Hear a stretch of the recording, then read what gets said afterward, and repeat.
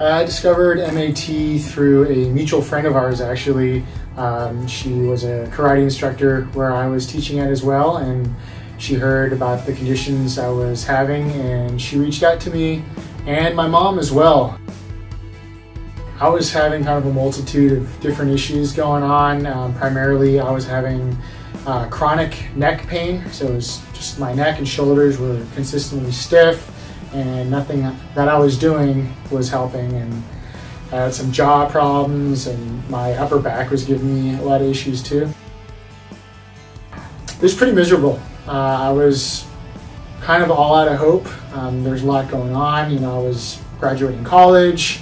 I was out of work because I physically couldn't keep up with it, and I wasn't able to exercise and really do much of anything. So it was a lot of being more sedentary than I'd like.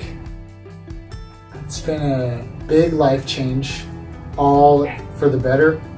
Right after, I'll never forget, the first appointment I had, I was having trouble getting comfortable and being without pain just getting in the car.